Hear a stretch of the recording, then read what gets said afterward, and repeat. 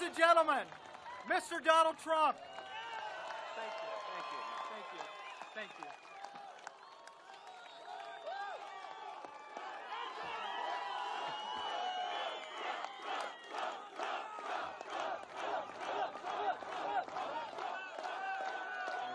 Thank you so much. Boy, oh boy, I didn't expect that. You know, Joel and the group called and they said, would you come over and speak? I'm here for a certain reason. You know, it's called Tomorrow Night. So I got here and they asked a couple of days ago, would it be possible to come over and say a few words? An endorsement from your group with so many veterans, hundreds of thousands of veterans. I really appreciate that, Joel. I did not expect it. I didn't expect it. I didn't ask for it. I will say this. I am with the veterans 100%. They're our greatest people. They're being treated terribly. Not only the number of deaths, which are obviously, that's tantamount, that's what's going on is incredible. But as of 2 weeks ago on Wednesday, the vets had the longest wait in the history of the Veterans Administration. You go in and see a doctor, you wait for days, and it's not going to happen. Not going to happen. If I win, believe me, it's not going to happen. And one of the things I thought I'd do, and I'd stress so strongly, the veterans' hospitals, obviously, they have problems. They're not properly run. And when you have to wait long hours and long days, and then in some cases have the doctor say, I'm sorry, I'm going on vacation, believe me, it doesn't get much worse than that. So we're going to create a whole new system. We're going to take this system apart, and if they're not doing the job, the veterans are going to go to private doctors, private hospitals, public hospitals, and we're going to reimburse those doctors and those hospitals. And you're going to get the greatest service of any veterans in any country because you deserve it. And that's going to be broken down into something that's going to be very special. Right now, and you know it, we have illegal immigrants that are treated better by far than our veterans. It's not going to happen anymore. It's not going to happen. So, Joel, I just really appreciate it. So unexpected. To be here is an honor.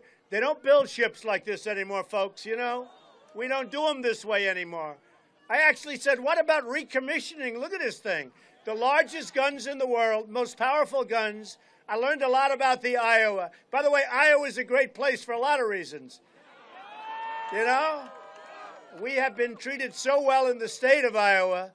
It's been incredible. Number one on the polls, and we love those people. They're great. So this is a great ship.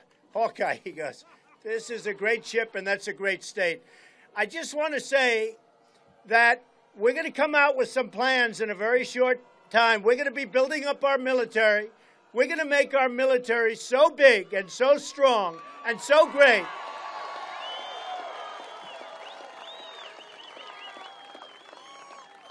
And it will be so powerful that I don't think we're ever going to have to use it. Nobody's going to mess with us. That I can tell you. And we're going to have a president who's respected by Putin, who's respected by Iran. You know, let's talk about, for 2 seconds, let's talk about the Iran deal. Now, Obama and his people call him the supreme leader of Iran. Obama talks about the supreme leader. Well, I'm not calling him a supreme leader. But he said the other day that after this rip-off deal is completed, he will never do business with the United States again. We're finished with the United States. They're taking $150 billion. They're getting a deal that's going to it's going to go right into nuclear weapons much sooner than you think.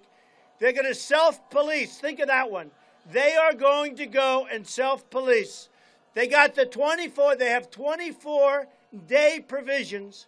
And by the way, what people don't understand, the 24-day provision doesn't start. You know this, right?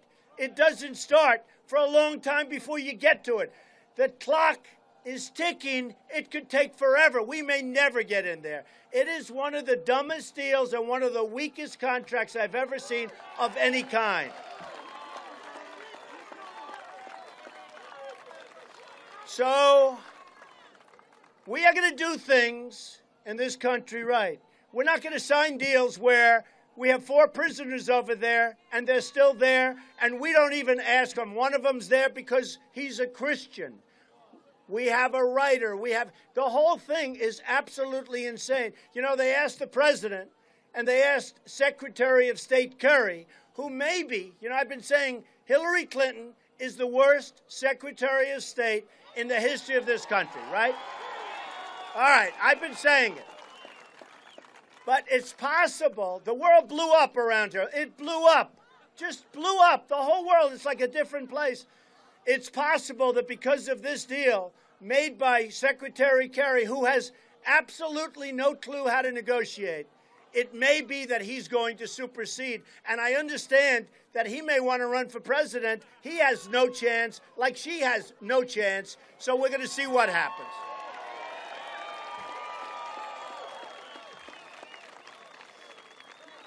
We have many problems in our country. One of them is immigration. Now, I took a tremendous hit when I brought up illegal immigration when I announced I was running for president. And for 2 weeks, I said, Rush Limbaugh, who's a great guy, he said he has suffered more incoming, meaning the press, than anybody I've seen. So what happened is you have now found out what illegal immigration is all about. And I am so happy that I'm the one that brought it to the fore, because believe me, it's a big problem. It is a big problem. So you remember, for about 2 weeks, I said, boy, this is tougher than I thought running for president. And then you found out there's tremendous crime. There's tremendous drugs pouring across the border. Tremendous, beyond going to Chicago, going to New York, going to L.A., going all over our country. So the drugs pour in and the money pours out. Not a good deal. We get the drugs, they get the money. The drug cartels are going wild. They cannot believe how stupid our government is. They are making a fortune. The drugs come in, the money goes out daily. And I saw it because I was on the border. I was there, and we saw it, and everybody sees it every day. And we have the kind of people that can do something about it, but we have no leadership. None. None whatsoever. So we're going to build a wall.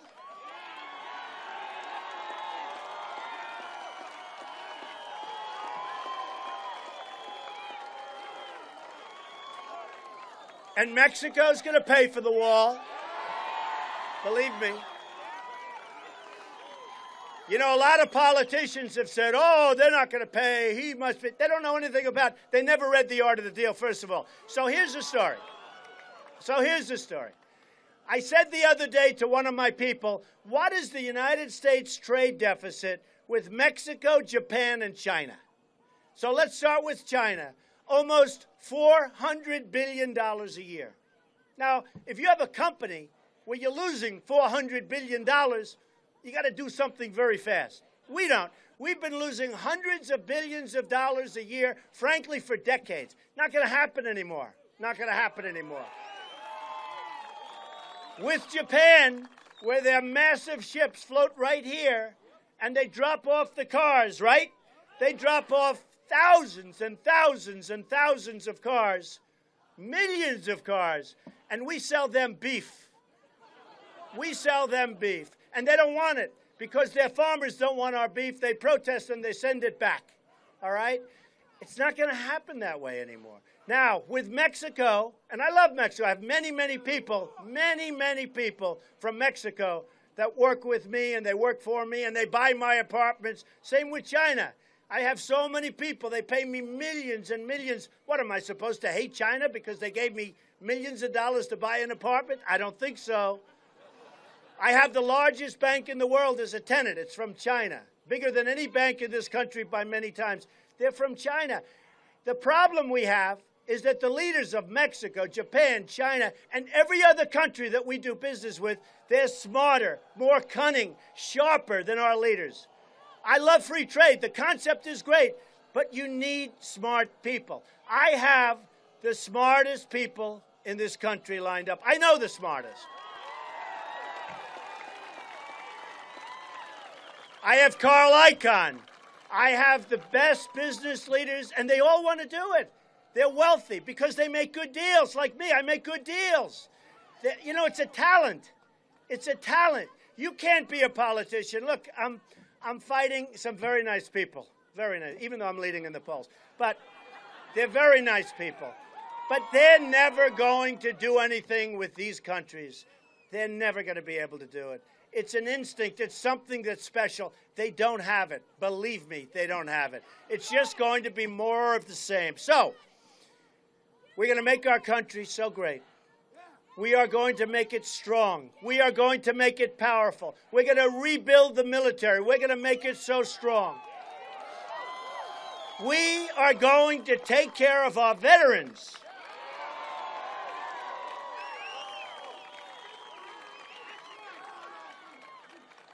And in the end, I want you people to look around and look at each other, because this is going to be a special day. The other week, 2 weeks ago, in Mobile, Alabama, 31,000 people showed up in a rainy, rough day. 31,000 people came to see us speak, and we're talking about making America great again. Last night in Dallas, at the American Airlines Center, 20,000 people, the basketball arena of the Mavericks. 20,000 people showed up, and I want to tell you, it was a love fest. Everybody, there wasn't, think of it, 20,000 people, there wasn't one heckler in the whole room. I kept saying, there's got to be one. There was a word, 2 words that used to be used a lot, called silent majority. They stopped using them. The silent majority, believe me, is back. And I think we can use it somewhat differently. I don't think we have to call it a silent majority anymore, because they're not silent. People are not silent. They're disgusted with our incompetent politicians. They're disgusted with the people that are giving our country away. They're disgusted when they tell the Border Patrol agents, who are good people and can do the job. They're disgusted when they're allowed to people just walk right in front of them, and they're standing there helpless, and people just pour into the country. They're disgusted when a woman who's 9 months pregnant walks across the border, has a baby, and you have to take care of that baby for the next 85 years.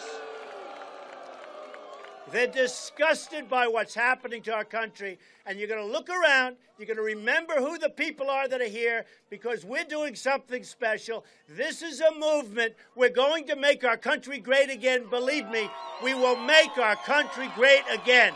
I love you all. Thank you very much. I love you. Thank you. Thank you.